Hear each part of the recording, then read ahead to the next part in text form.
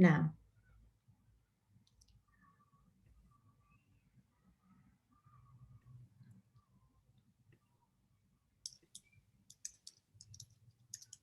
There you go. Right. Okay. Well, good morning, everybody, and welcome. Welcome, and thank you for joining us for the latest workshop in our business support program, with today's focus all about starting and scaling a business. And it's so nice to see in the chat box those of you sharing information about the stage that you're at, where it is just about thinking about what you could do and looking to launch your business. Now, for those of you who don't know me, my name is Sarah Austin, and I'm the founder of the Really Helpful Club. Delighted to also introduce every other member of our team that's here today: Caroline Edwards, our events director, Rowan Gerard and Francesca Ashby-Rudd, who run Really Helpful Club in Surrey, Sussex and Hampshire. Now, for those of you who are not familiar with Really Helpful Club, I thought it would be helpful to give you some background as to who we are and what we do and what our community is all about before we introduce you to our lineup of speakers. Now, our team each come from professional corporate backgrounds. I was a senior fund manager in the city, Caroline was a leading barrister, and Francesca and Rowan both had successful careers in PR. And we've each taken career breaks, and we're now on our journey together, building this vibrant and fast-growing community. Now, as many of you will know, Really Helpful Club is an online network that brings together positive and like-minded people to help and connect one another in our personal and business lives. We're founded on an ethos of shared advice, trusted recommendations, and a caring community. We are the go-to portal for solutions in every aspect of your life, from your health and your family to your career and your business.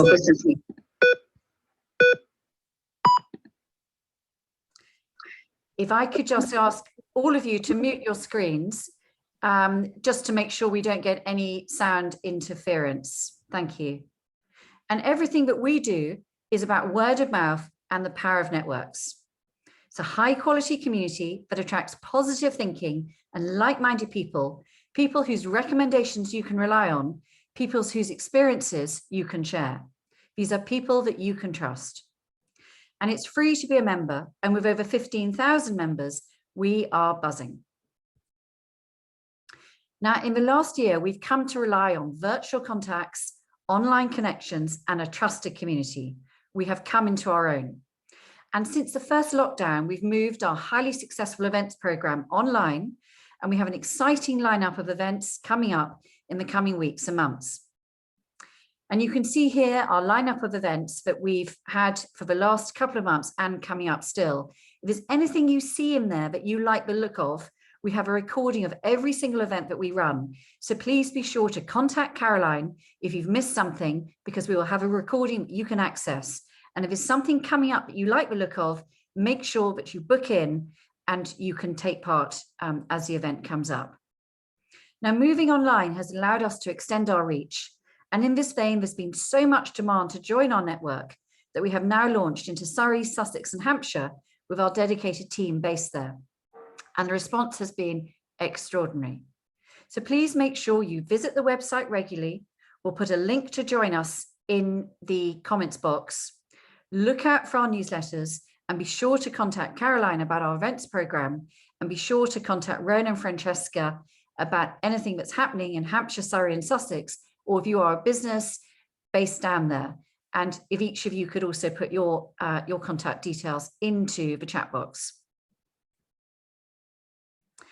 Now, the last year has been an extraordinary time in everyone's lives. But out of adversity can come opportunity. Business confidence is recovering, economic growth forecasts are being revised upwards, and we've seen a record number of startups in the last year. The future looks much brighter, and now is the time to realize that dream and take that next step forward. And it Really Helpful Club, our Back to Business program of events, talks and workshops have helped over 2,000 people to take their next step forward. Our network is full of expert advice and support to help you. Today, we have gathered a fantastic panel of 3 extraordinary female entrepreneurs, and we're delighted to be joined by Melanie Morton from Union Tea, Melissa Gage from Spare My Time, and Stephanie Betts from Josephine Home. Between them, they will discuss the highs and lows of setting up their businesses, how they've scaled up those businesses, and the importance of seeking help from team members or virtual assistants, and the way in which they've ensured that their businesses are fully sustainable. This is your chance to tap into some great insights and to some great experience and some great knowledge. Now, just a little bit of housekeeping before I hand over to Mel, who's going to start off. The session will last until 12 o'clock, so that's about an hour and a half. This is really relaxed, really interactive and informative, but please can we ask you, when they are speaking, can you mute your screens? And if you do have any questions, pop them into the comments box. Caroline will collate them as we go along, and we will have moments when we can ask those questions if they lend themselves to the immediacy of the presentation, or we will wait until a proper Q&A session at the end. We'll be delighted to send you a recording of the talk, but this is on the proviso that we register everyone as members of Really Help the Club if you're not already so. And remember, you can always unsubscribe if you wish to do so. And if anyone specifically doesn't want to be registered, please contact Caroline directly. So now I'm going to stop sharing and I'm going to hand over to Mel Morton. And Mel, if you would like to share your slides, and I'm going to mute my screen, over to you. Good morning, everybody. Hi, thanks for the lovely intro there. And I've done a presentation just to give you a bit of background as to kind of how I started the business from concept to launch, and kind of the ongoing trials and tribulations of running a small business. So, excuse me, technical issue there. There it is, sorry. So just to give a bit of background about myself, I originally trained as a designer. I did a fashion degree when I was at university. And when I left in what was a very long time ago, in the back end of another hideous recession back in the 90s, I ended up going into fashion PR straight from uni, and ended up doing a completely different career to what I thought I would do, which I'm sure happened to lots of people when they left university. I kind of fell into it. And I ended up having an over 20-year career in consumer PR, working for luxury brands in the fashion arena, food and drink, hospitality, beauty, etc. So very, very varied. You name it, I've probably PR'd it, from dog food to champagne.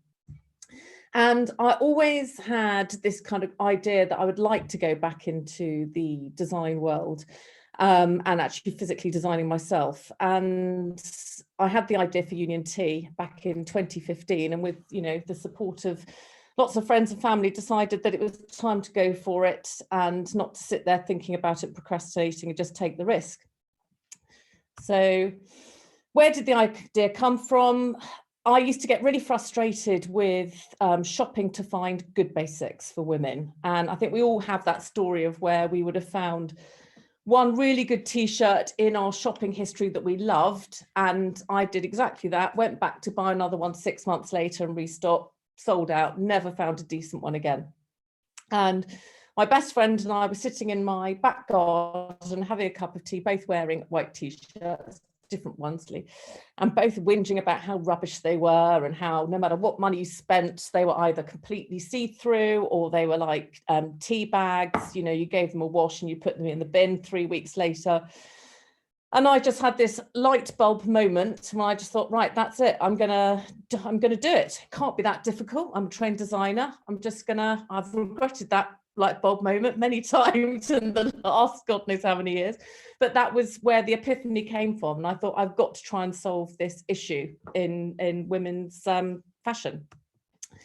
So what makes my t-shirts different? Well, we say it's the quality. So it's the quality of the fabric. My fabric's woven in the UK. It washes like a rag. They have extreme longevity. I'm being a British made brand. Everything I make is in the UK. So from, like I said, the fabric to the actual garments themselves. It's important for me from an ethical point of view. And the length and the longevity of the products was very important. I wanted to give somebody t-shirts they could buy a few, they would be in their wardrobes for a long time and they wouldn't end up in the bin. Design, one of the things I found was that loads of brands sell white t-shirts, loads of, all the brands that we as women buy from have white t-shirts in their portfolios, but there's no design in them. And a lot of the time, people don't realize they're bought in as fillers. So a white t-shirt, for example, breaks up the rails in a shop, breaks up the different colorways. So, they're not seen, they're not given the attention they deserve by the fact that we all wear them and they're a wardrobe staple. And as I mentioned, ethical and sustainability for me is absolutely key. And I'm moving into more products that are ethical and sustainable. I'm also changing to got certified organic cotton in my next manufacturing run. And that's something I'm keen to push going forward. And I know as a group we could talk about sustainability for days. So how did I start my journey? This is kind of what you're here to kind of hear about. First of all, I developed a really robust business plan, and that included looking at finance, how I was going to fund it. I actually used my savings and self-funded, but there's different ways of getting funding to start your business. I did a huge amount of market research. I went and looked at loads of different brands, loads of different t-shirts. I talked to a lot of different women. I measured lots of different women. So even though somebody might be a size 12, there's lots of different shapes of size 12, lots of different shapes of size 10. So I need to get an idea on a good body fit. I looked at, I obviously designed my collection from scratch, and that includes doing all the pattern cutting and lots of fittings. And, looked at ways of sourcing the fabric was a really difficult thing because there's so many terrible fabrics out there. Trust me, I've been through all of them, and to find things that lasted and did the job that I wanted them to do. And manufacturer research, if any of you are looking to start anything manufacturing in the UK, this is probably, I think, one of the hardest things, is to find a really good manufacturer. And I kissed a lot of frogs before I found somebody I could work with, and I'm always looking for new people the whole time. And something that I found was with manufacturing in the UK, it's the high unit volumes that you have to do. So you need to be prepared that you're going to have to invest a fair amount into stock, which is a risk at the beginning of your journey. Now, I think there are new companies that are launching that are tapping into the smaller businesses and people wanting to do smaller runs, but they're few and far between. Then I looked at developing the brand, and this is, my background in marketing and PR and working for big blue chip clients definitely helped me with that. Copyright and legal, you need to think about your logo, your brand name, making sure that that's covered. Nobody can take that from you. Website development, photography, the whole image of your product, you've got to get that right from the start. Image is so important, more now than ever.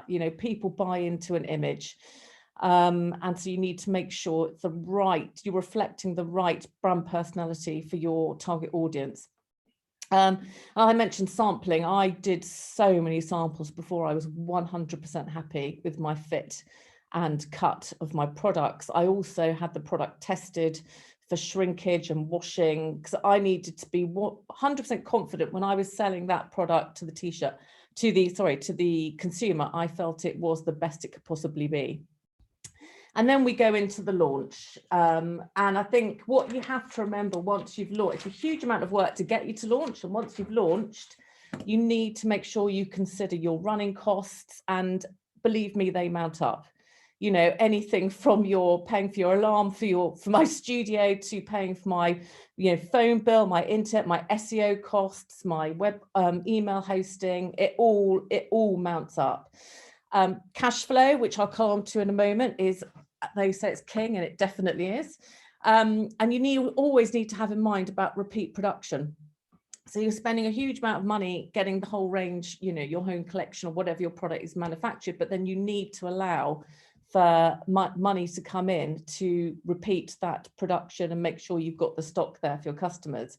And marketing is 100% one of the biggest things that you need to invest your money in. It is absolutely key to get any brand to market. You cannot underestimate the spend that you need for marketing. Next slide. So what I wish I'd known, I think this is a key thing for a lot of you guys out there. When I launched back in 2015, there were a few kind of website templates that you could do yourself, but they were pretty basic. It's amazing how much things have moved on since then. You can pretty much build your own website now on, Shopify and Wix quite easily if you have the time to do that.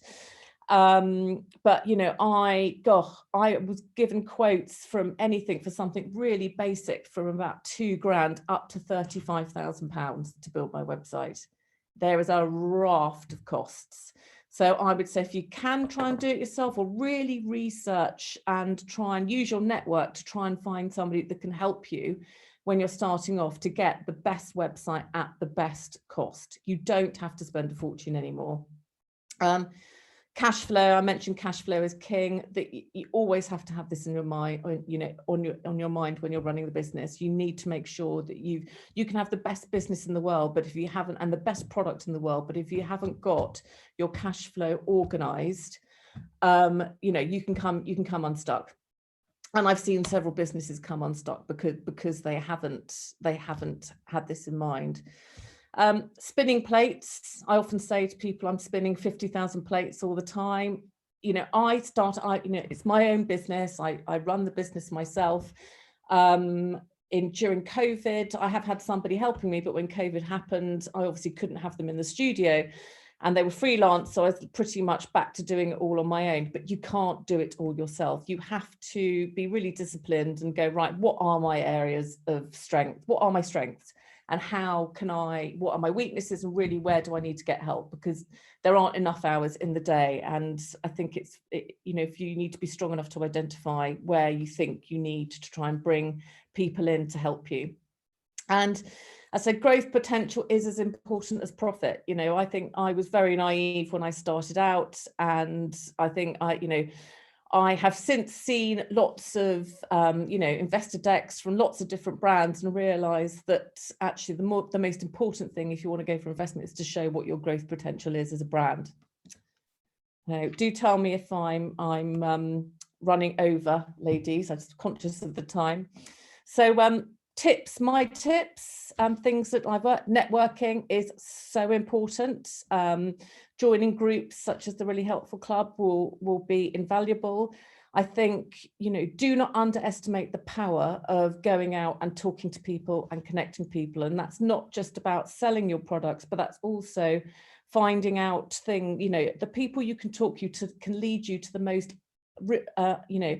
routes you never thought they would. And whether that's through finding people that can help you with your business from a practical level, whether that's working on doing your Facebook ads, Google ads, social media, or whether that is, going out down sales routes and ending up getting a wholesale account through an area that you never thought, or someone you never thought you would ever meet or find. People are so well connected, and I think you need to be confident to not be scared of going out there and talking to people and asking for help. Local council business centres, I just thought I'd share this because this is something I discovered during COVID. I had absolutely no idea these existed.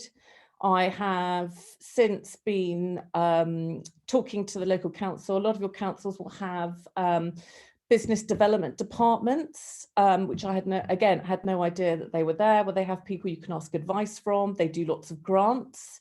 So it's definitely worth, every council is different. So it's definitely worth going on, finding out who these people are, talking to them and finding out what support they can give you, because they are really keen for you to grow your business in your local area, because it's good for the local economy. So if you grow, you'll employ, you'll bring business to your local district. So it's a really good resource to tap into. And a lot of those people have come from big business and they're volunteering now, they're semi-retired. So the knowledge they have is incredible. It's been really interesting to talk with these people. And funding, I think always have in your head, where you want this to go. I think when you start the business, I think you need a clear direction, whether this is just, you need to say in your head, is this just something that I want to earn a little bit of money, just to, and have my independence working on my own, or is it something where I want to take this and make it a big brand and get investment and launch it to the next level. But you always need to think about that and what your next steps are going to be. Pros and cons of starting your own business. Well, you are your own boss. That is a massive pro. I have 2 kids actually sitting their GCSEs and A-levels right now, so it's slightly stressful. But they are, I've been able to work around those. And my previous life, my previous job, I was, I missed out on the key things with the kids when they were younger because I was always in meetings or out of the country or, wherever. So it does have its pros, and you can run things how you want to do it. See your dream become a reality. Like I said, I decided to, go for it and launch the business. I'd had that niggling thought in the back of my head, and I kind of made it come to fruition, which now I look back, it's because it just happens day by day. You just get on and do it. When you look back, you think, crikey, have I actually done that? That's quite bonkers. I never thought that was going to be, I would actually reach this point. And I think I'm never going to have that itch. I think if I hadn't done it, I'd have had that itch for the rest of my life. Con is it's very hard to leave the office, as my husband and children will say. You're on it 24/7, even on holiday. I'm on it. I'm my own worst enemy, and I would say try and make yourself a bit more disciplined to actually escape and get away. But because you do work around things with the family, you do find that your working hours, well, I do, are all over the shop. And it's your baby, and you are, that's why you can't leave it alone. But try and get some balance.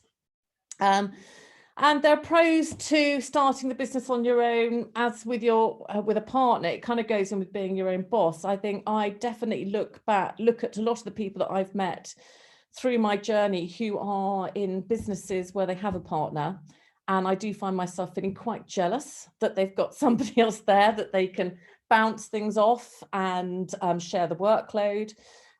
But saying that, you have to be really careful and make sure when you start your business with a partner, you've both got the same vision. Because I also know the flip side of that, and people who started with a partner and it hasn't gone quite the way they both were perceiving it to go. So I think really make sure you're both singing from the same hymn sheet when you decide to go into it together. And lastly, it's risk. You need to be a bit risk averse. You need to think what you're, really believe in what you're doing. You are taking a risk, but that's half the fun of it, I suppose, in a way, and that you feel you've got something great and you want to see it go, but you need to go into that feeling comfortable with that position. And I think I've probably filled up my time. As I said to everyone, I can talk for England. But finally, one thing I want everyone to go away is buy better, buy less, and buy British.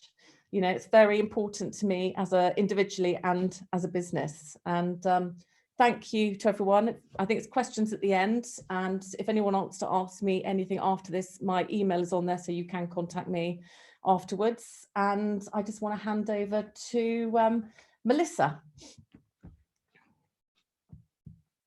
Right.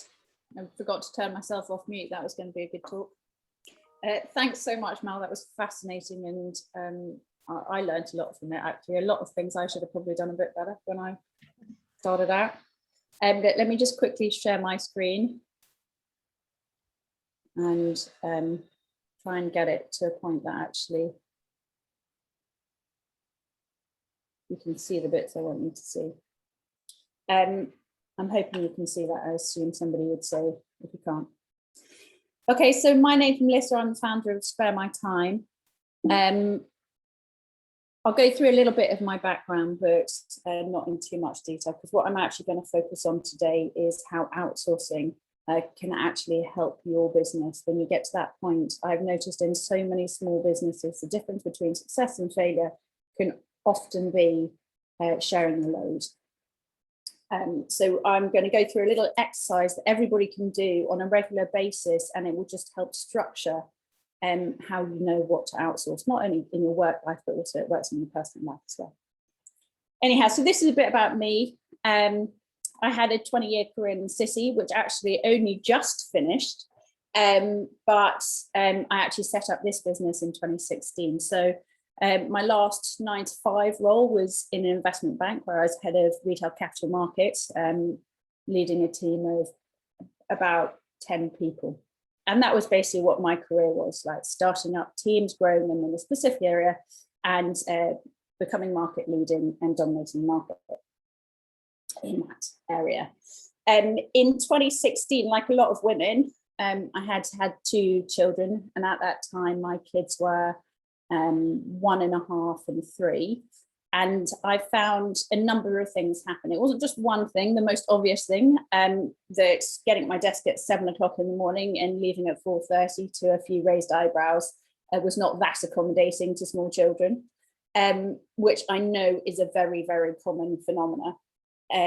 But also other things happened. I got to a point in my job that I wasn't learning anything new. And I think when you are having to make life decisions, so spending time at work rather than with your children, that becomes an enormous factor in job satisfaction.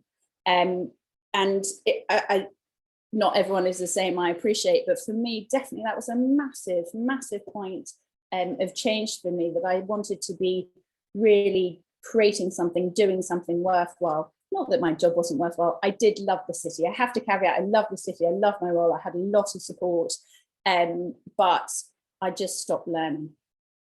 And then the final thing is, I think a lot of people, when they have children, unleash this side of their personality or their brain, or I'm not sure which side of the brain it is, which is enormously creative. And a lot of the time, roles up until that point become unsatisfying because you are not dipping into this side of creativity that has suddenly become quite a big part of your life elsewhere. So in 2016, I decided to jump ship. I actually went on to found another business in the city with a couple of partners, which I sold out of last year and finally finished as a consultant with them this year.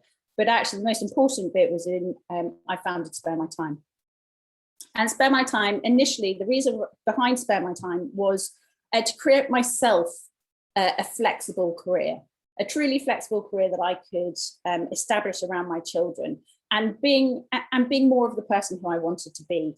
And I started that off by initially, I thought that I would create this wonderful online platform connecting local service providers to busy people like myself, so you could go on, connect and get stuff done at home when you don't really have the time. Fast forward 2 years and tens of thousands of pounds I invested. Building a website is not a cheap affair, and I think probably don't consider it unless you've just been working in an investment bank for a few years. It is the easiest way to lose money. As I know Mel said, there are so many different elements of building a website that you're probably not even aware of, and I most definitely wasn't. So I built this website. It took 2 years. We launched it, and I would say it was lukewarm. The change came when my mum asked me to add a telephone number because her friends can't use the internet, to quote her directly, and everyone just started calling her. And that really showed to me that whilst we're living in this virtual world, customer relationships are still key. And people like to talk to people. People like to hear the sound of somebody's voice at the end of the phone, because there is so much reassurance and there's so much brand building alongside knowing somebody and being able to trust them. So that was a big learning curve for me then. And we changed the business. That was the first big change in Spare My Time. But at the same time as that, I was moving in these more company circles, and I started to really appreciate how really reliable support for small businesses is quite hard to come by. And actually finding somebody to help you in a freelancer capacity can be quite high risk, because whilst you can absolutely hit the jackpot and get that complete wonder that you're looking for, the reality is you'll probably have to try 4 or 5 people before you actually manage to achieve that. Then on the other side of it, my kids went to school, and I suddenly realized I was not unique. There were so many people, particularly women, who are in my position, had so much to give to the working world, but actually due to school finishing at 3 o'clock or having to pay to go back to work, that's something I've heard a lot over the years. You know, the cost of childcare, they actually were excluded from the workplace. So here I had one audience who were desperate for high quality support, and on the other, a whole load of people who could provide the support but actually didn't have the means to be able to do it.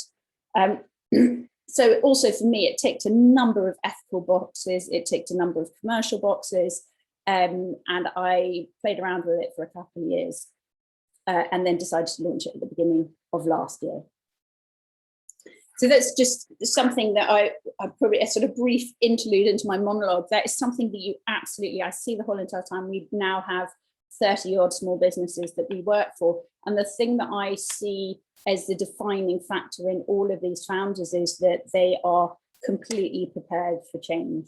And that is that they don't have any emotional connection. I mean, obviously everybody's got a load of emotional connection to their businesses, but they have an ability to change and adapt very quickly and dispassionately.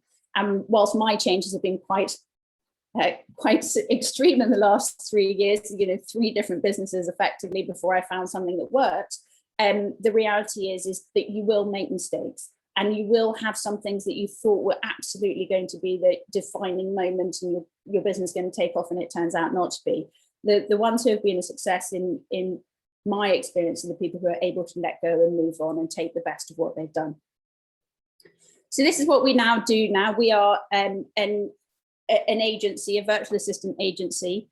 All but one of our VAs are mums, and we provide a fully flexible working environment for them to be able to do what they're good at and to follow and develop their careers beyond childcare. On the other side, all of our founders are small businesses who have got the same attitude in that they realise that to grow their businesses, they can't do it all themselves. So we started with admin support, very quickly added bookkeeping. We now offer newsletter marketing and social media support. In the next year, we'll be adding Facebook ads. We'll also be adding a learning platform for those who aren't quite at the stage that they can afford our services, but actually still deserve really high quality support. So our business is completely determined by the requirements of our client base. We've now got 13 virtual assistants, 30 companies who work for us, and that's all that growth has happened during the pandemic. And no, I absolutely had no idea the pandemic was going to happen when I set up a virtual business at the beginning of last year. So one of the key things, I'm now going to go on to talking a bit about outsourcing. The key thing about outsourcing is there is no prerequisite size. You don't have to be a certain size. You are not too small to outsource. It's not going to be too expensive for you. The key is to find the right fit. So here are just a selection of some of our clients. They go from multi-million-pound companies to freelancers, standalone startup brands. We've got the whole raft in there. We've got shops there.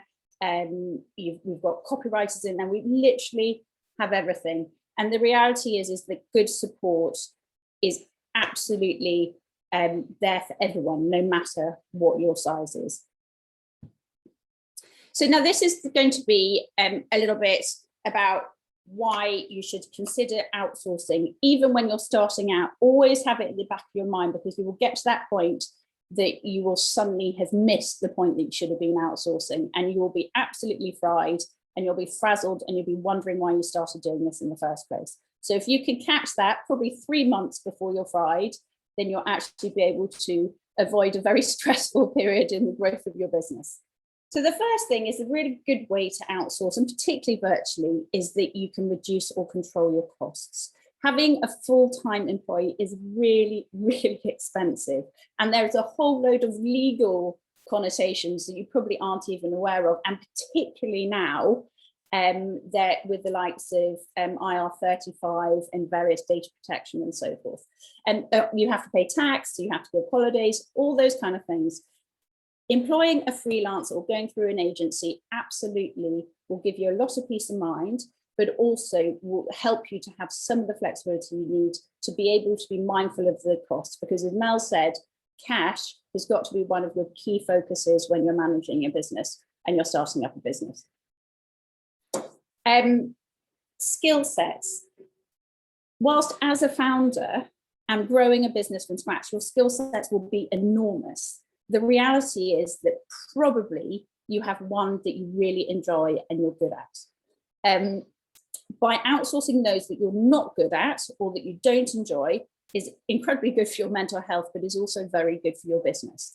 And the reality is if you outsource to somebody who is an expert in that field, they will be able to do it 25% quicker than you can. So just in pure economies of scales and use of your own time, it's really worth recognizing what you are only okay at and focusing on those things you're absolutely frickin' brilliant at. Flexibility.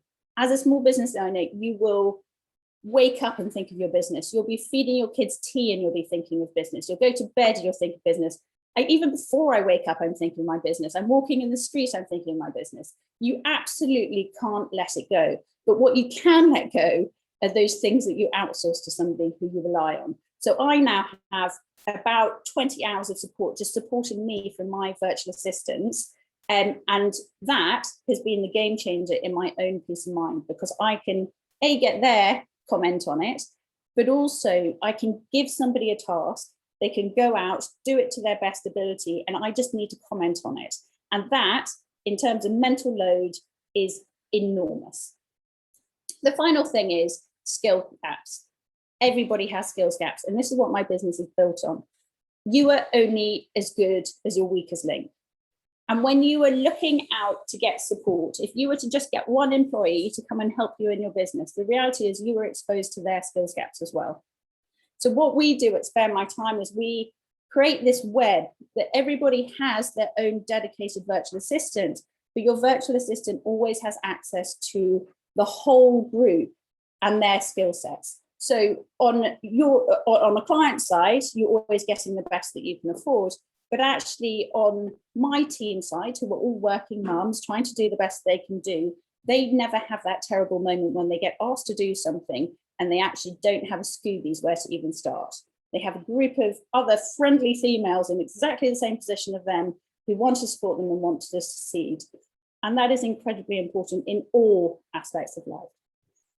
So I'm not entirely sure how I'm doing on time, but this is just a very quick exercise, which I'd really recommend for everybody. If you're trying to work out what to outsource, and this is a very good thing in terms of prioritizing, planning and so forth, and I do a lot of that on Instagram if anyone's interested in it. This is a really good way of knowing what you should outsource. Over the course of a few days, write down all the tasks that you've done. Absolutely every single one of them. I mean, you can go down to the level of, doing washing up. Then compartmentalize those tasks into repeat tasks and individual tasks. The basis of this is that repeat tasks can always be outsourced. You can always teach somebody to do a repeat task well, whether that's your kids and being able to sort the socks out. There are so many different levels that you can actually use this in your own life. Oh, sorry, that's one of my girls calling me. Then out of those individual tasks, have a look at those and see, sorry, I can't actually see what I put in, here we go. Then after those individual tasks, then compartmentalize. Which are the ones that only you can do and which are the ones that other people can have a touch on. Within your own business, as this sort of rise of brand is happening, and especially individuals within a brand, if you look into branding at all, there's a massive rise of the individual in featuring in brand. There will be certain touch points that you need to have in your business to maintain that brand. So when you're going through your list, you might have Instagram on your list. However, break down Instagram into all the defining elements. there's design involved, there's copywriting involved, there's hashtag analytics involved, there's post analytics involved. Not every single one of those needs to have your direct input, but some parts absolutely need to be reflective of who you are, because you are the owner of your brand. As a small business, you are your brand initially until you get to that stage that it can be bigger than you. So find those bits that only you can do. And then finally, have a look through those lists and look at those tasks that need to have an element of you in it, but also are repeat. Those ones you can normally automate. And you can look at a piece of software, a CRM piece of software, an onboarding piece of software, where you can write a template, or on a basic level, you can write a template for an email and get somebody to send out your email for you. So there are lots of tiny elements that you can look into to outsource, which keeps control of cost, but also means that you don't have to relinquish control on everything. So this is one of my favorite quotes at the bottom about you can do anything, but you absolutely can't do everything. And it's okay to ask for help. So that's me. I hope I fitted into 20 minutes and haven't run over. So now I'm going to move over to Stephanie, who's next up in the line from Josephine Home.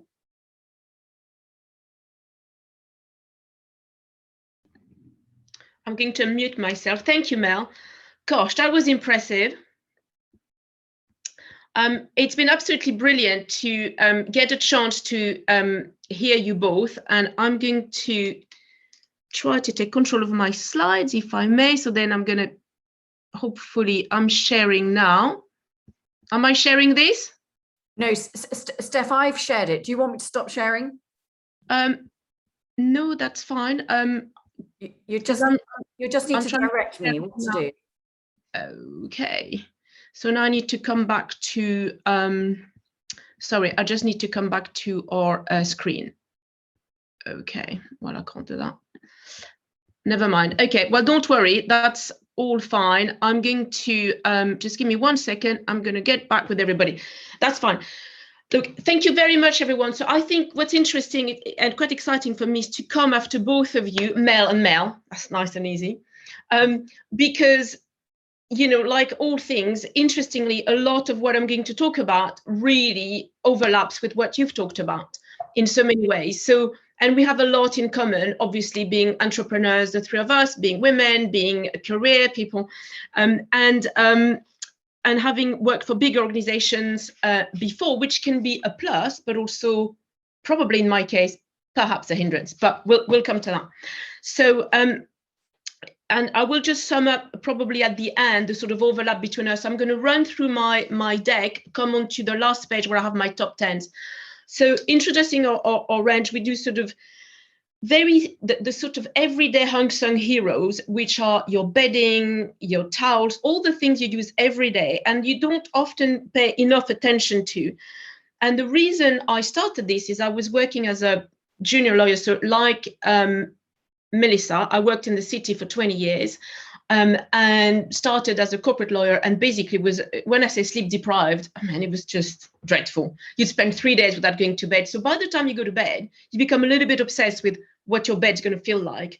And you want to be absolutely certain that you're going to be a bit of a sleep hero, that you're going to be asleep before your head hits the pillow, and then you're going to sleep beautifully and feel recharged for the next day.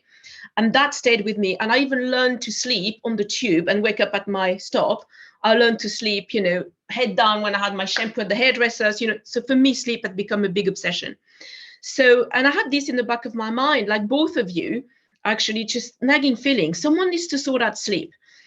So it's all about a product which, very much like Mel's, is done with integrity, sourced locally, sustainable, and has enormous longevity, gets tested for 200, 300 washes. We actually sort of hammer it, cut it, pull it, stretch it, do all sorts of crazy stuff to it to make sure that it will stay in mint condition in your home. And actually we get it because we also sell it to hotels like Mandarin Oriental or Soho House. So we wanted to make sure it would really feel amazing, but be really tough. So I'm going to skip to the next page because, we've been in all the big department stores, we've done all of that, but then we've decided, luckily just before COVID, that we wanted to have a more direct communication with our customers and went direct online.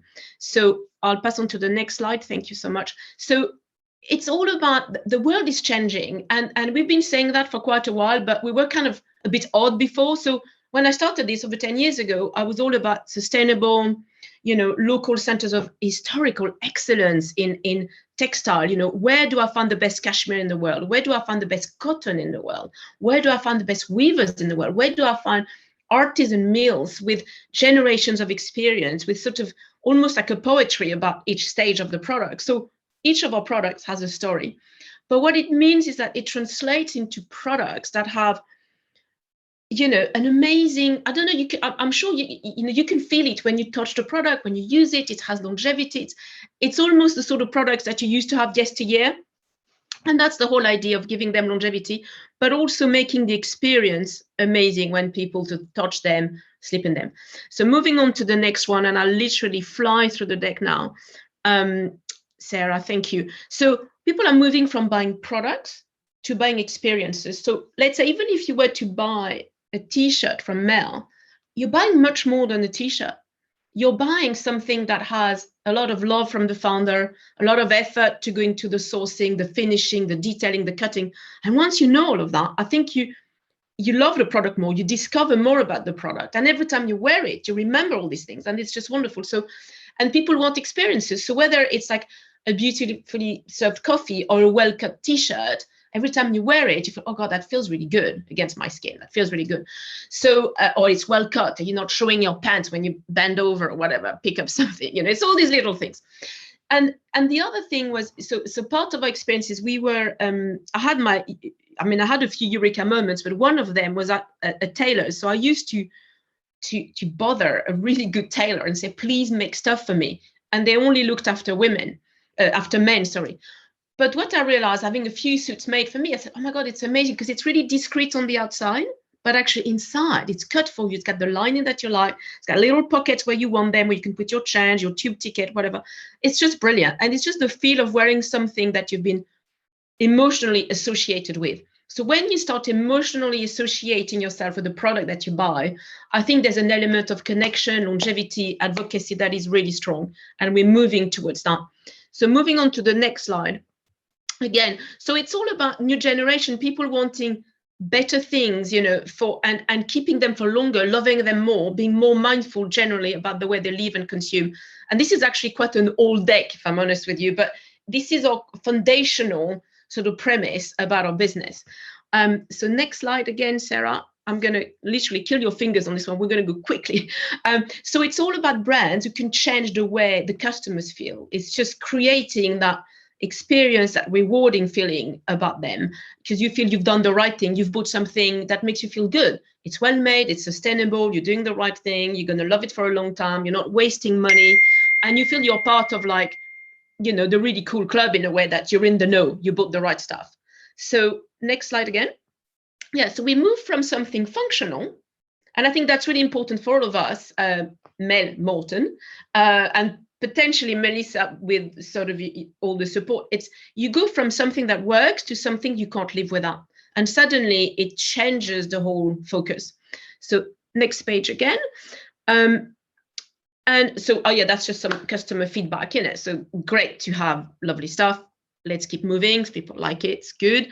So yeah, so over time, and I think it's probably good as an entrepreneur, you wake up one day and you're like, oh wow, yeah, there's some days you feel like hard going, but actually you look back and you think, geez, is that really us?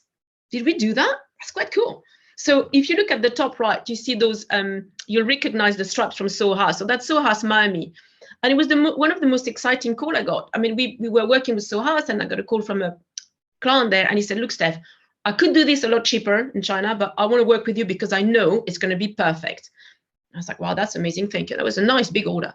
And literally I said, don't worry, I've got this. And I'd never done sun beach covers.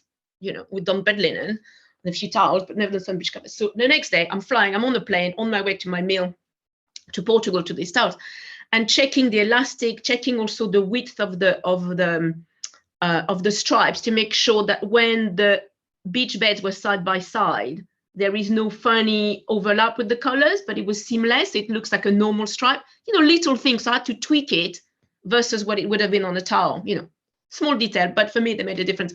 And what was really rewarding is that then I think Nick Jones commissioned this particular thing to be painted, and it's become one of their things, you know, and they've been putting it on, you know, letterheads and various bits. They've used it a lot in their communication. I thought, oh my God, that's my little product. That, you know, so it was quite exciting. And then the other one at the bottom right is the Mandarin Oriental in Hong Kong. Again, very exciting to see yourself featured in places like that. The FT called us the Chanel number 5 of bed linen. That was really exciting. And then literally yesterday, we had one of our special clients featured in, which was, they had the cover of Architectural Digest doing interiors for Ashton Kutcher and his wife. So just amazing stuff. And over time, we've done a lot of work for, you know, we wouldn't put it in print. We don't tell that to journalists, but I can tell you that, you know, from the Beckhams to the Clooneys to Adele, to, I mean, lots and lots of people. So it's quite fun to do all these things. But, you know, so it's been good to be rewarded. And sometimes you look back and say, have I really done that? So that's the sort of some of the highlights. So we can keep moving to the next slide. So obviously, our customer base surprised me a little bit because I didn't expect this. I set this up to be like for people like me. I don't have a private plane. I'm not a famous singer. You know, I'm definitely not George Clooney. But what was interesting is the first clients who came to find us and wanted our product were really extremely demanding clients who wanted the best of the best. So that's when we knew we had a good product. And that's going to come into my top 10. Make sure your product, whatever it is that you do, set it out to be the best in the world in whatever it is that you do. And also because the world is becoming now more, you know, decentralized, you have a good shot now at really establishing that on a worldwide basis. So if you keep going, Sarah, thank you. Yeah, so we've covered that as well. It's been really rewarding to be called that. Yeah, and then quietly, you know, we've been doing what we think is the best bed linen in the world for over 10 years. And we've been very quiet about it. We haven't done much marketing. So if you keep skipping, we're going to keep going. So for us, it's about, you know, talking and reaching people who have the sense of a better life, a life better lived, you know, who make deliberate choices about their life, whether it's their food, the right coffee with the right, you know, chocolate, and making the time, you know, pausing for a moment. It's that mindfulness that you bring into your lifestyle.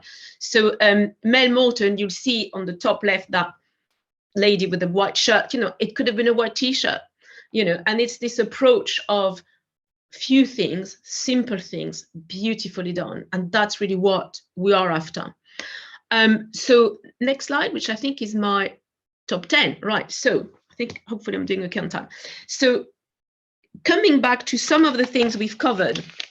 So we've covered the sourcing in the UK, which is quite tough. So I'm just looking at some of the stuff that Mel and Mel have covered. Image, really important. Cash flow, really important. The strength of your team being really important. Your network being important.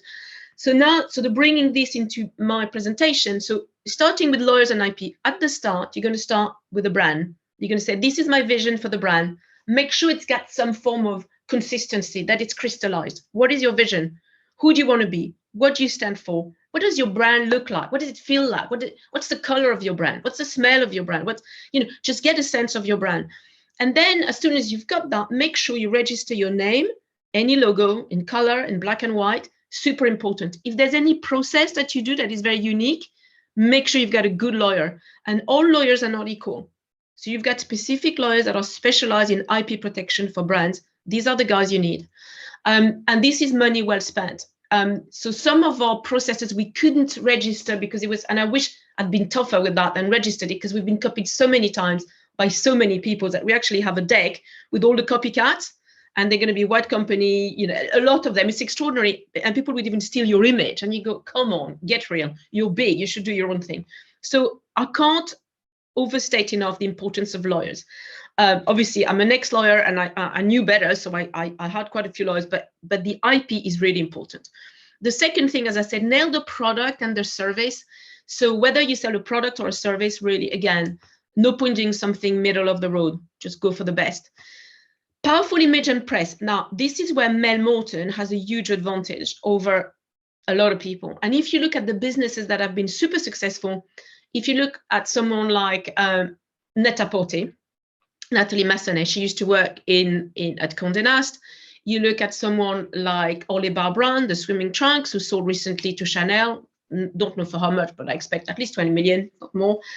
And he was probably turning 4 or 5 million. I mean, we'll never know the exact amount, but and I think the point is these people know the power of the image, and that's something that entrepreneurs often don't realize, is that you have to spend on photography, have a photographer that gets the spirit of your brand, and then get it out there.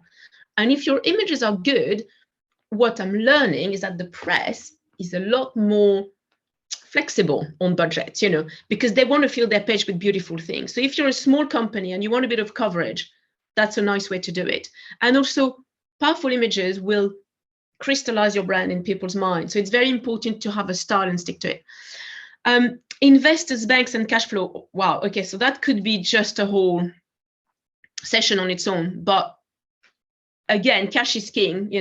You'll see that 2 points below. But that's really, sorry, they could have been a bit more organized, my bullet points. But you have to decide how you want to set up the business. Is it a business where you need a lot of investment? If you don't, honestly, try to do it yourself so you keep control of your business. So that's at the start. See whether you can find a bank and keep that same bank for quite a long time so that you build a relationship. They know you. And when you say you're going to pay, they know you're going to pay. Keep an eye on your cash flow. Build a really nice structured creditors list. So every week, have a cash flow meeting with your accountant or with yourself and see what can I pay this week? What can't I pay this week? Don't let it run. Mistake we did in the early days. Don't let it run for a while and oh my God, I got to pay a 30 grand bill here. Oops. You've got to really be on top of it. And here I was a bit disadvantaged because coming from the city where you manage big money, you think, oh yeah, I'm all right with that. And actually, oops, small business, 2 or 3 different score, right? You need to know your cost down to a T and your margin and everything. So for me, probably coming from investment banking was the wrong background. And I think I was probably disadvantaged versus someone who'd come from, I don't know, even setting up a corner shop and doing it well. So I have a lot of empathy and a lot of admiration for anybody who can set up a business and keep it going for 2 years, 3 years, 5 years, 10 years, 20 years. Amazing. So the next thing you need is a phenomenal growth mindset. It doesn't really matter what happens. You got to bounce, you got to bounce, you got to bounce, you got to bounce, you got to bounce quick.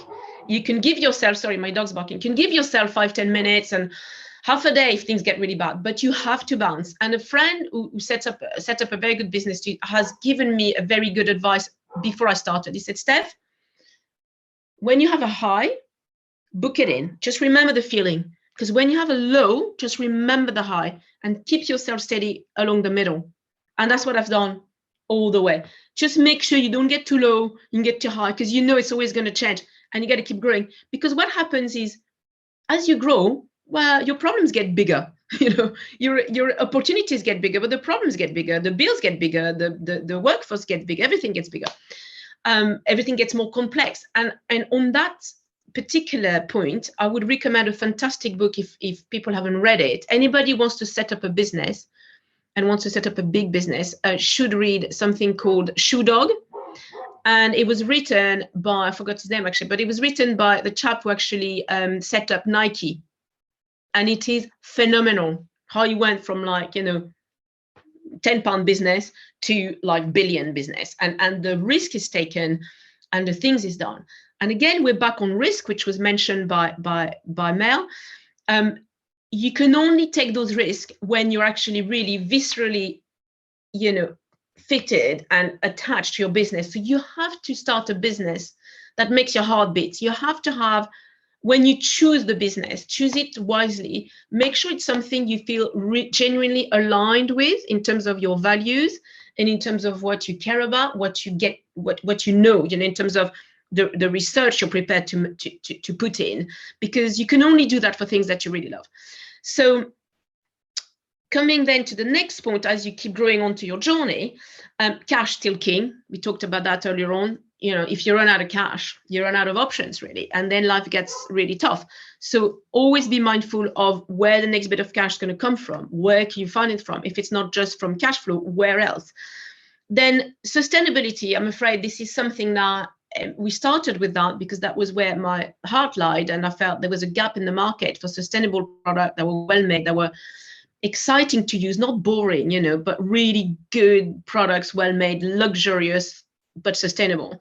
And our product will last 10 years, which business model could be an issue because people come back to you after quite a long cycle. But it's really important. And I think people will come to appreciate the honesty of your product through that. So research that and make sure that you are sustainable in your operations, but also in your supply chain. And then celebrate the wins and leverage the rest. So when you have a little win with your team, whatever, just make sure you have a drink, send people a bottle of something. If you can't get together, do a Zoom. Just keep that energy going and that positivity flowing. And then when things get tough, what I found happen with my team is that, one person will have a bad day. Often it's in their private life. You get to know people really well when you have a small team, when you start a business, and make sure you're there for each other, because your private life will be very embedded into your business life, and support them through that, because that's what builds also incredible loyalty over the years. So, I've had someone who would be, she was having ups and downs, but they'd be there at 4 o'clock in the morning, sort of packing for a celebrity client, in their pajamas in our warehouse. I mean, we've done some crazy stuff, and it's nice to sort of really bring this together. And then finally, when you have, like I don't know, you encounter like a roadblock, and you find that generally they're a godsend because they teach you how to do something better. And it means that next time you won't encounter the same roadblock. So that's quite important. Then finally, positivity leads to creativity. So the more positive you can remain in your business, through every time you have, okay, what do I do here, crossroad, it will unleash the power of your mind. This is the stuff you cannot really delegate, but you can actually brainstorm with other people who've had other experience, have different perspective. So when you have a problem, brainstorm and see what happens. And then finally, as you upscale, well, it's a constant challenge, and it's just you have to learn new skills. The skill to set up a business is not always the same to grow a business or to just manage a business. And it's getting to learn what you like to do. I'm a troubleshooter. That's what I like. The day-to-day is not really necessarily my cup of tea, but I want to make sure it's done really well. And it took me a long time to delegate that to people, because I said, no, you don't understand. This has to be packaged this way. So we had like packaging courses. We have said, no, this is how you handle a query, and suddenly you develop a language for your business that you can let other people, sort of master. And now I have to be honest, I think my girls are better than me. I only employ women at the moment, but when they're on the phone with clients, they're 10 times better than me now, because I'll take them on a thing, I'll talk to them about, oh yeah, we're thinking of doing that, and maybe this and that. No, they're like to the point. How can I help you? What can I do for you? They don't give them 47 options that are going to confuse them. They're straight to the point, and they're really amazing. And also they can talk about the brand with a impartiality that I'm always a bit, I find it difficult to sell my brand, if you see what I mean, but they're much better than me. So it's knowing again what you're good at and what you're not good at.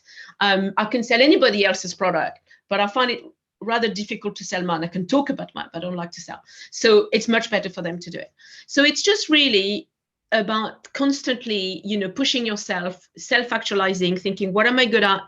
What am I less good at? What can I outsource? Which is where Melissa's business is brilliant, because we need a lot of that as entrepreneurs. So I would say today you've probably learned, you've heard different perspective, but I think there's a lot of overlap between our messages. And I think what's exciting for you is hopefully there's a lot of, you've picked up a few things with resources, in terms of, as an entrepreneur, the little things you need to think about, but also concrete stuff with Melissa as to, okay, why don't I make this a first stop? What can I outsource? So one of the things we outsourced a while ago was telephone. Takes a lot of time, interrupts people's task. Let's get someone else to answer the phone. And then, when we can, we'll pick up the phone, but when we can't, someone else will take a message and then feed it back to us. It's just lots of little things that you can, improve on, so you can really deliver the best to your clients at all times. And that's really what it's all about. And whether you sell a product or whether you sell a service, it's all about being customer centric. So I think if you have this as a mindset of being customer centric and outcome focused, this should hopefully, be very supportive for your trajectory. So that's me really done, and I'm going to hand over to the organisers. Okay, thank you very much. It's over to me. We've got quite a few questions, so thank you so much to our three speakers. You've all been fantastic. I will get through as many of the questions as possible, but no promises. So to Mel, did you have a business mentor when you started your business? No. Do you regret that?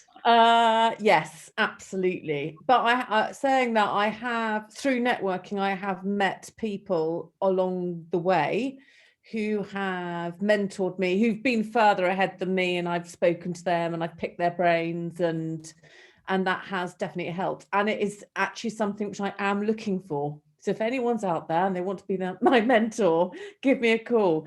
So I just think it really helps, especially when you're on your own, just to have somebody to bounce things off, and someone that, like we're all talking about, we can't be experts in every area. So somebody that has experience in different areas that I don't have would be incredible. So for me, somebody who has experience in fundraising and investment would be definitely a mentor I'd be looking for. So, but I think it's crucial. So if you can find one, 100% go out there and get one.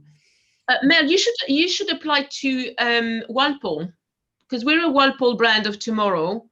UKTI is also very helpful, but Walpole is very good. And I think you should apply also to the Positive Luxury mark. We're doing that. It's almost turning yourself into a B Corp, but sustainability is really important for them, and it's good to have an accreditation. So these three would be amazing for you. Oh, thank you, Stephanie. That's brilliant. Thank you. I will do. Maybe you should have Stephanie as your mentor. Yeah, I know. Come on, Stephanie. But we'll keep talking. We'll keep talking Yeah, now. definitely. So you mentioned networking, Mel. Presumably this is all about sharing expertise as well as asking people in your similar space who are going through similar things to you are. Yeah, well, I mean, 100%. I actually do a lot of work, yeah, as in helping other brands. So in a way, we all share experiences, and we all, for example, will do, I'll go link with our brands, we'll do joint training sessions on things, or, you know, other brands will come to me and ask me how I've done things, and I'll pass that on. I often have people calling me, just, you know, asking me about how I found a UK manufacturer, just asking me advice, literally random people calling me up saying they want to start something. But I think you should, whatever you give out there, you're going to get back. And I think it's always good to be generous with other people starting their businesses or in business. You know, the more you can share, the more people will share with you, and it will ultimately help you. Great, thank you. Stephanie, you have said that you've been in department stores, but you're no longer there. This person, I'm sorry, I don't know your name, it just has J, would love to get into Harrods. She has a luxury candle collection, but she's not sure at what cost this would come. She understands retailers need a lot of money to be invested in marketing, which they don't have because they are a young brand. Is it worth raising money externally to get into a department store? No, I wouldn't think so. I think so I think you need to be ready. Harrods, you need to have really big margins, and because we're doing everything in Europe, our margins were not really fat enough to leave anything. But I'll give you an example of cost. Harrods will take a good 50% of your you know, of your overall selling price. So what you have to do, you sometimes also have to increase your price, your selling price, so it makes it less affordable outside of Harrods. So that's been a downside. The good thing about Harrods and department stores like a Takashimaya and all of that is that, and Lane Crawford, is that it gives you a bit of a platform so people can see you there, and that's great. And then we had, you know, 500 square feet, so it looked amazing. We had 2 beds, it looked smart. We're opposite Ralph Lauren, you know, it kind of positions you, which is good. It all depends what you're aiming for. But so it's good for visibility. But equally, you know, with candles and luxury candles, you have lots of really exciting, you know, smart farm shops these days. And you could sell probably a lot more there in terms of footfall in the right locations. And Harrods, you need to make sure, you need to check which level you're at. So you need to understand that Harrods makes most of their money selling food. It's the restaurants that make a lot of money, and jewelry. So everything that's on the ground floor, brilliant. If you start getting on the higher floor, it's a lot harder to drive the traffic up there. So and as a candle manufacturer, you'd be on the second or third floor. So you need to think about this thing. You need to go into the department stores and see how much traffic you see, how many people you see, and try to imagine how many candles you're going to sell. So, and also you will have to pay for a fit out. You'll have to pay for people, sales assistant. So we've learned all of that as we went, but it was very expensive. So when I left Harrods, I said to him, look, it's been wonderful, thank you very much, but the more I sell, the more I lose. I keep paying you. Even if I turn over £1 million with you, I'd still lose money. So, and they were like shocked. I said, but it's true. Because by the time you have lost inventory, you pay for assistance, etc. It's a big machine. So you gotta have big coffers to be in places like that, if I'm really honest. So I think there might be better ways to get the profile of your brand. Again, get awards, get into the right publications, social media, really, that's what you need to do. Okay, and another question for you. The thorny question of superstars and how to get into their homes. Same point, really. This company have sent candles to Charlize Theron, and she loved them, but she wanted to have more for free. And also the company are not allowed to mention the partnership with her in the press. So she's not sure really how far this will go and how it will serve them in the long term. It feels like stars want to have everything for free. It's a difficult one. So we've seen a lot more celebrities endorsing beauty brands in particular on Instagram. So you see them doing their skincare routine. So it'd be worth checking with a few brands how it's worked out for them. Because she'll be closer to that sort of market. For us, it's difficult because we have celebrities sleeping in our linen, but they're hardly going to post pictures of them in bed saying, hey, I'm sleeping in that. So, which is why we don't talk about it to the press. So we haven't really leveraged a sort of celebrity thing. I mean, it's good for us to know they love our product and they come back to us and actually they buy our product. We don't give it to them. But once in a while, we'll have an influencer that we like. And we think, and they've inquired about our products, we know they like it, so we'll give it to them and think, well, if they post and if they talk to their friends, it's great. And then you start seeing more famous people going on your website and buying stuff, and you only know when you see their name and you see the delivery, and you're like, yeah, great, that's lovely. Because remember, you will build your business by selling to real people, not to celebrities. So selling to celebrities and celebrity endorsement, it's a double-edged sword. It's not enough to build a business. It's great to know they love it because it makes you feel, okay, with all the opportunities they've had to buy an amazing product, they've chosen mine. That's a tick in the box. You know that. And you can talk about it unofficially and it helps you build up your brand. But as a, just putting a celebrity with your name and with your product, that's a really hard one. And it's actually really expensive. So if you wanted to date some of the big people, you'll have to pay £1 million for an Insta, or it's crazy money, or a few £100,000. I think you've got better ways to leverage that money, if I'm honest. That makes perfect sense. It sounds glamorous, but all that glitters doesn't shine. Let's face it. That often. No, and they're lovely. They're lovely, and it's great to have them. But they also run businesses. Their brands are businesses, so they choose their collaboration quite carefully. Now we've had another situation which could work for you, and it came through one of the agencies we're talking to. I think it's called Chalkstream, and it's a company that does. I think they do like trout. Okay, fish. And I think it's Jamie Oliver, I'm not sure, but I think it's Jamie Oliver who fell in love with what they do and started to give them big shout out, and they shot up. They went from 0 to a few £1 million turnover almost instantly. Now this is rare. Okay, so you might have a celebrity who thinks, I love that stuff and I'm going to talk about it for free. This is like winning the lottery, but I wouldn't bank on that. Great, thank you. So Melissa, starting a business, if there was one thing that you would outsource, what would it be? It sort of depends on your skill set, but if it was me, I'd outsource my email inbox. It's literally like the bane of my life. I hate it. And it's such a reflection of your brand as well, because how quickly you respond to an email, and not an automatic response. I hate it when someone gives you a bounce back and is like, so I'm too busy to answer your email, but you want someone to answer in 24 hours. But if you're getting in 100 emails every day, and it definitely does, I don't know if you guys find the same, but I get hundreds of emails hundreds of stuff coming in that, some is relevant and some's not. It's just impossible when you're juggling so many other things to reply in a mindful way in a timely basis.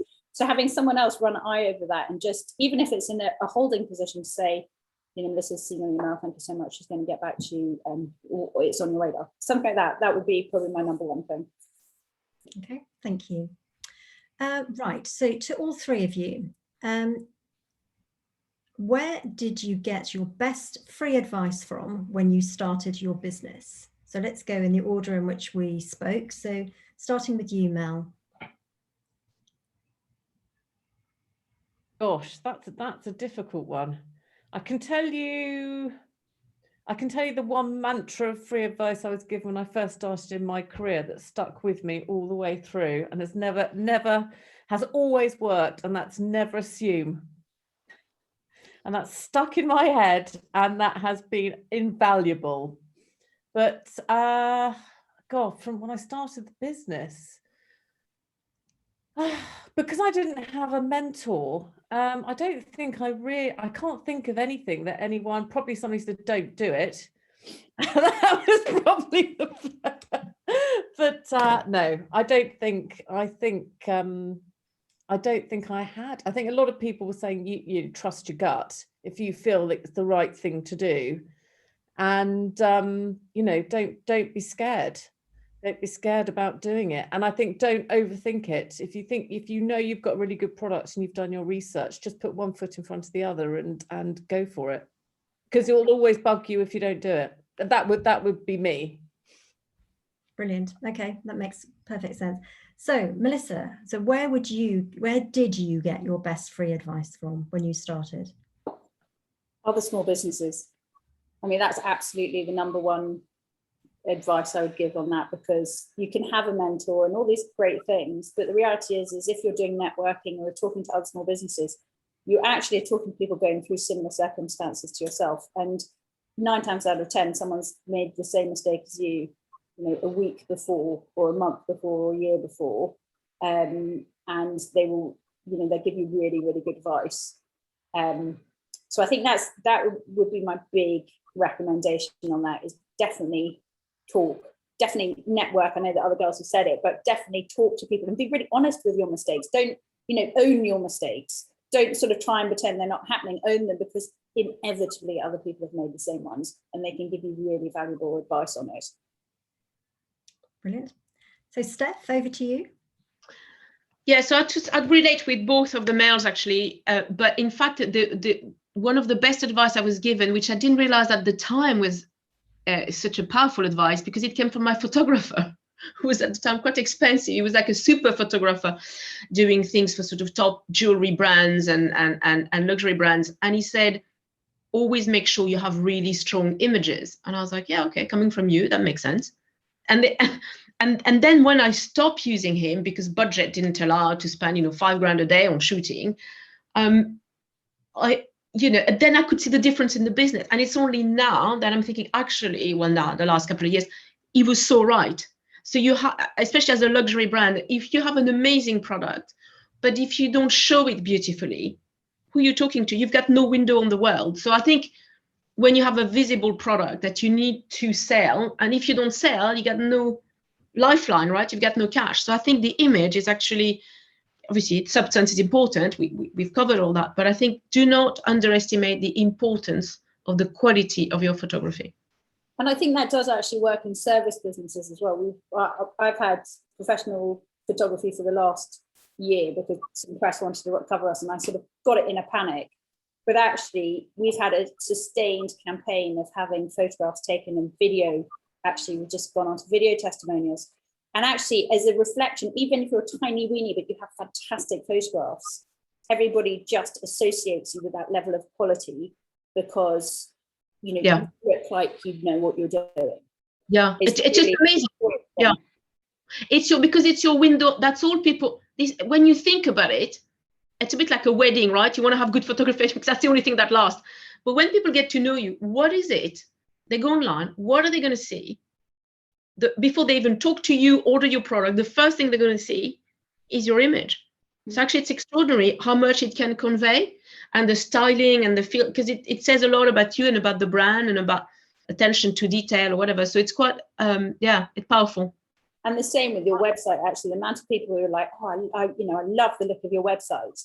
It's like, it seems ridiculous that people are going to make a judgment on how pretty your website is. But the reality is they do. They go and have a look at your website. It's easy to understand. And they instantly make a judgment on who you are by what your website looks like.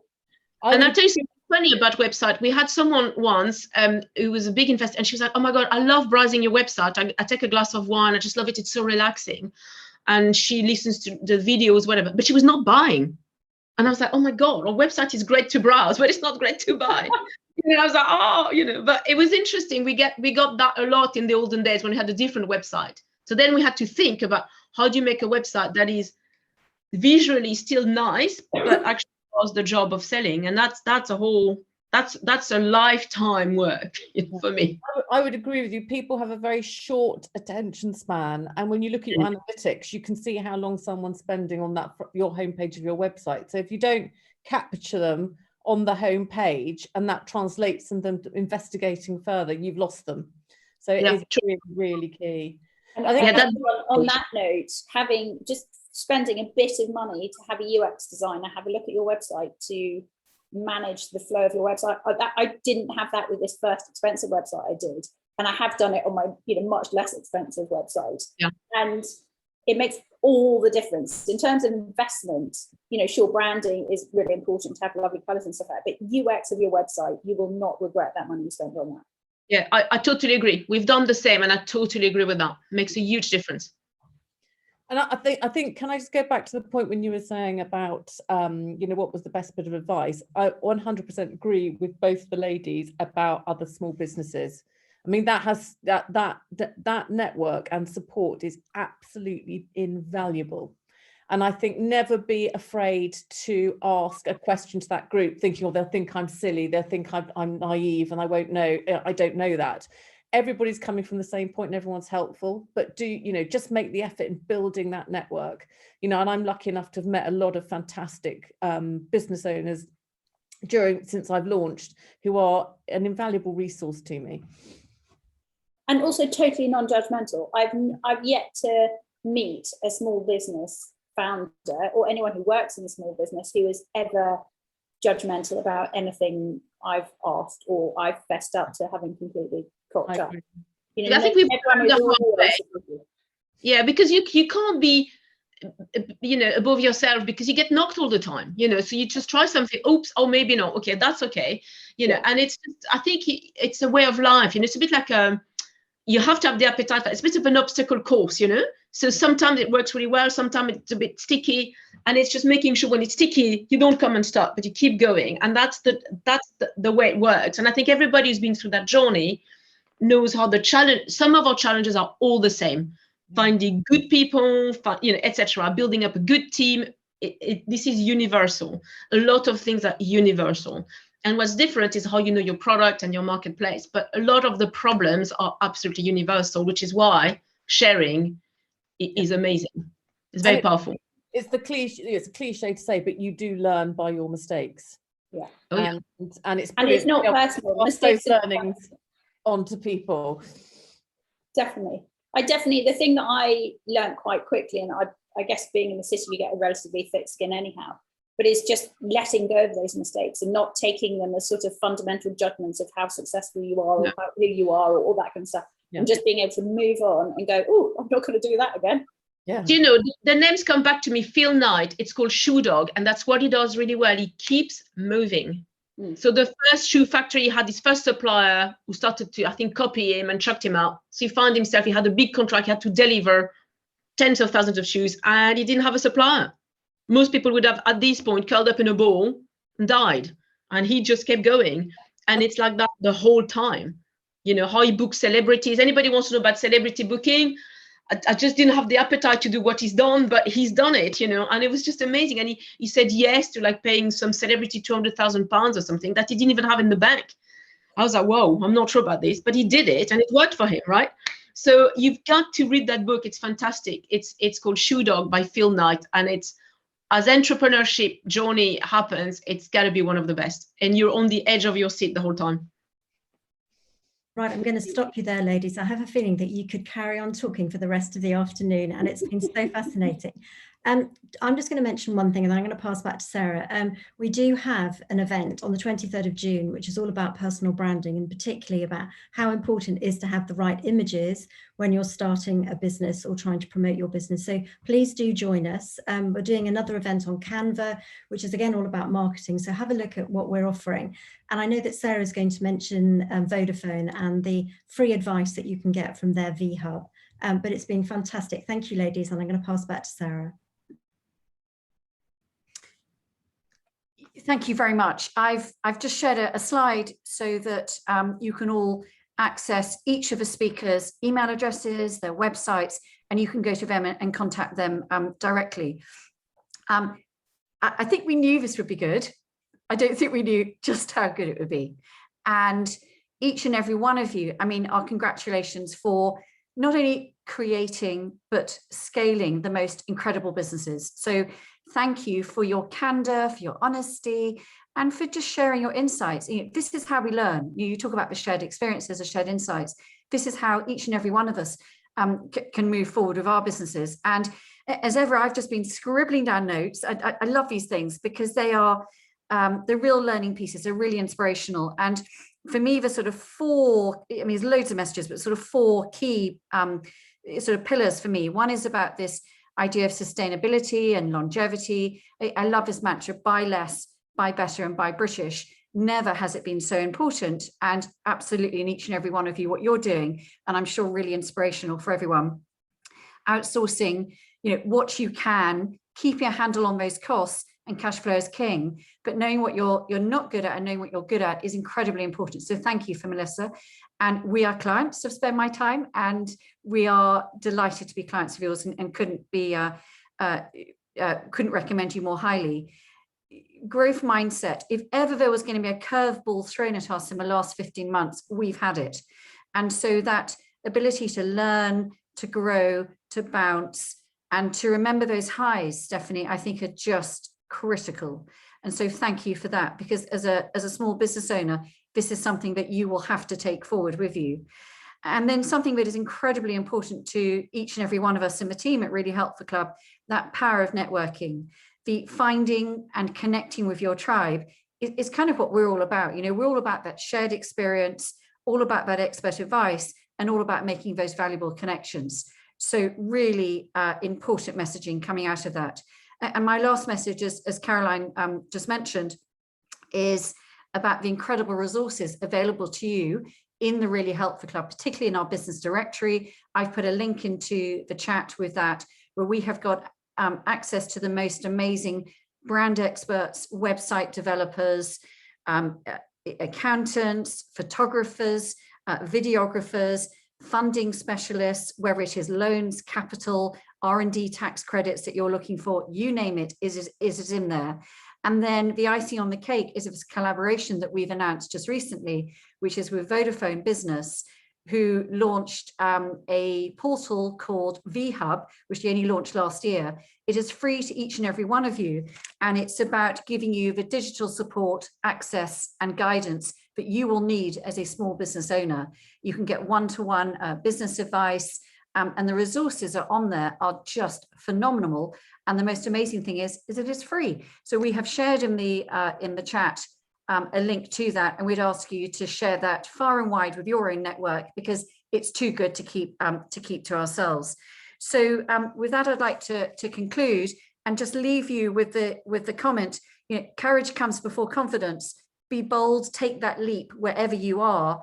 And now is that time to believe in yourself, step forward and seize the moment. So thank you very much for your time. Thank you for having us, Sarah. It was brilliant. And thank you to all the other panelists. It's been really superb to be able to, exchange views and see that we have so much in common. It's been